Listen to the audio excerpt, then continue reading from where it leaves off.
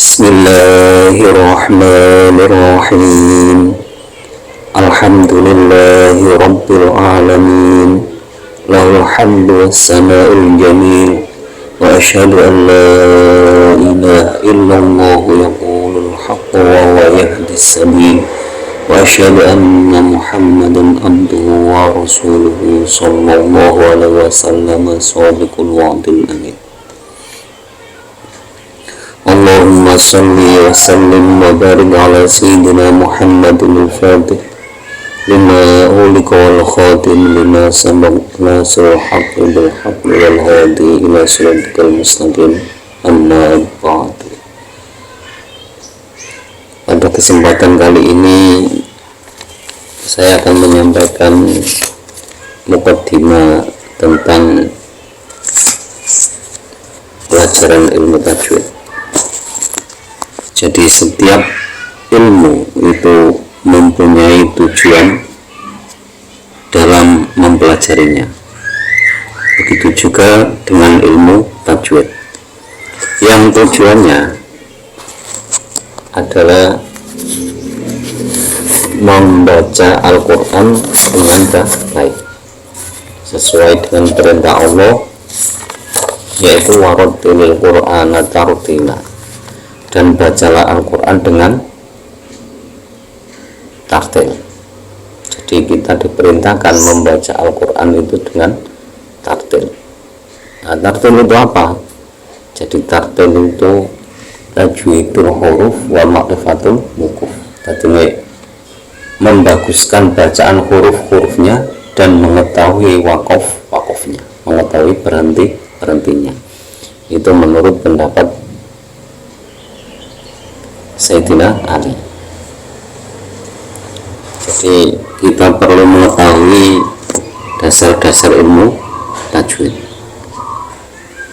Jadi tajwid itu ada 10 kategori. Jadi setiap ilmu yang akan dibahas perlu diketahui dasar-dasar dari ilmu tersebut untuk mengetahui beberapa pokok masalahnya yang berhubungan dengan pengertian ilmu tersebut. Nah, yang berhubungan dengan ilmu tajwid, yang pertama itu ismuhu atau namanya. Yang kedua ta'rifuhu atau definisinya atau pengertiannya. Yang ketiga hukmuhu, hukum mempelajari ilmu tajwid.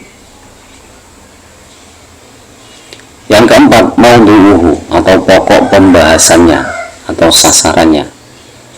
Yang kelima fadluhu, keutamaan belajar ilmu tajwid. Yang keenam faidatuhu, faedahnya. Yang ketujuh istinbaduhu, dasar hukum mempelajari ilmu tajwid.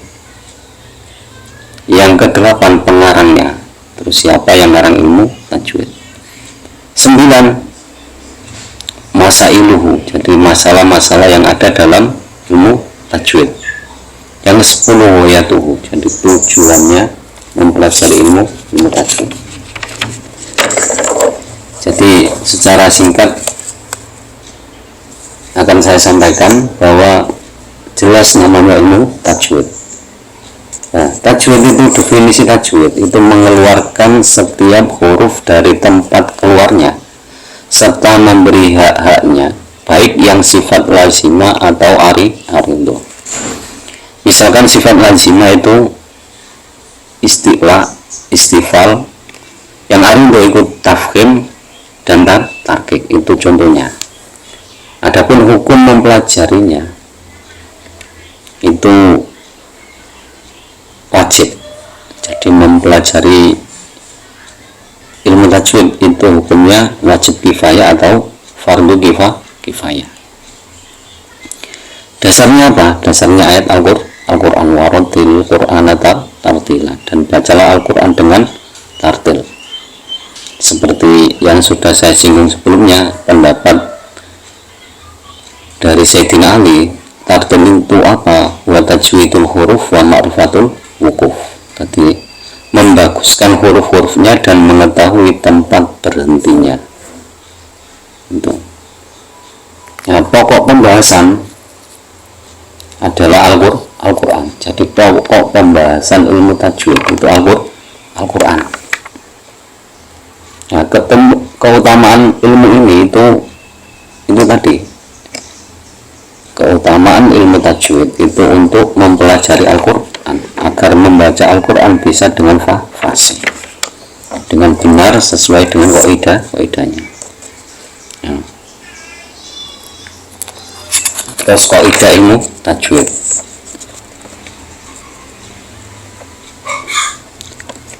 Jadi faedahnya ilmu tajwid itu manfaatnya sama. Dan manfaatnya itu untuk mempelajari Al-Quran. Terus dasar hukumnya adalah Al-Quran dan hadis. Ada Quran yang memerintahkan tentang mempelajari tajwid seperti ayat tadi, terus hadis Nabi juga ada. Nah, yang menyusun kitab tajwid itu siapa? Jadi yang menyusun itu ahli qura, tentunya ulama qura yang berkembang sekitar tahun 1030 Hijriah. Jadi ulama-ulama qura, ahli-ahli membaca Al-Quran itu dulu yang berkembang tahun 1030 Hijriah itu mulai menyusun kitab-kitab tajwid. Jadi untuk peninggalan orang-orang sesudahnya agar tidak salah kaprah dalam membaca Al-Quran. Masalah-masalah yang ada dalam tajwid yaitu kaidah dan ketetapan yang menjelaskan pengertian hukum-hukum menurut bagian-bagiannya. Jadi masalah-masalahnya itu ada kaidah idhar apa, kaidah idgham apa, dan sebagainya. Jadi pengertiannya apa, idhar apa, idgham apa, itu masalah-masalah dalam ilmu tajwid. Nah, terus tujuan mempelajari tajwid ini yang ke-10. Tujuan mempelajari tajwid itu menjaga lidah dari kesalahan-kesalahan waktu membaca Al-Quran. Jadi agar lidah kita tidak salah dalam membaca Al-Quran itu perlu mempelajari ilmu tajwid. Karena kesalahan dalam membaca Al-Quran itu sudah merubah makna Al-Quran, dan itu hukumnya haram. Adapun kesalahan itu kan ada kesalahan yang jelas atau lahan jali istilahnya, ada kesalahan yang samar atau lahan khafi. Seperti lahan jali itu seperti kurangnya panjang sedikit itu lahan. Kalau idhar dibaca idgham itu jelas lahan jali, tapi lahan khafi itu kurang panjang sedikit, itu lahan khafi, tapi tetap disebut kesalahan. Bahkan hukum-hukum kesalahan tersebut itu banyak ulama yang berpendapat, ada yang mengatakan haram, ada yang kalau lahan khafi masih dimaafkan. Jadi itu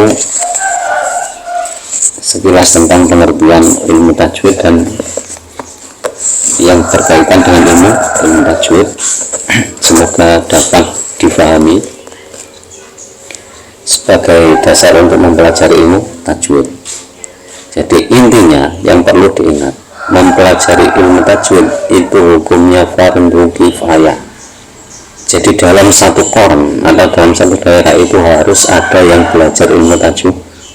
Kalau tidak ada satupun, otomatis satu desa tersebut akan mendapatkan dosa. Itu intinya.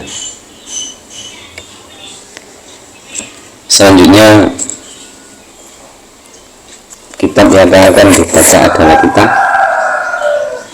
Syifaul Janan.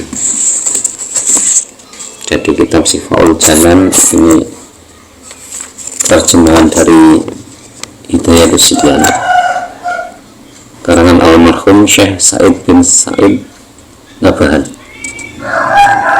Jadi Syekh Said bin Said An-Nabahan.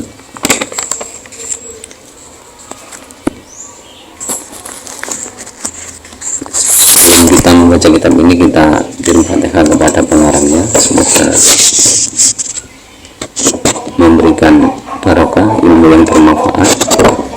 yang disertai hidayah. Al-Fatihah.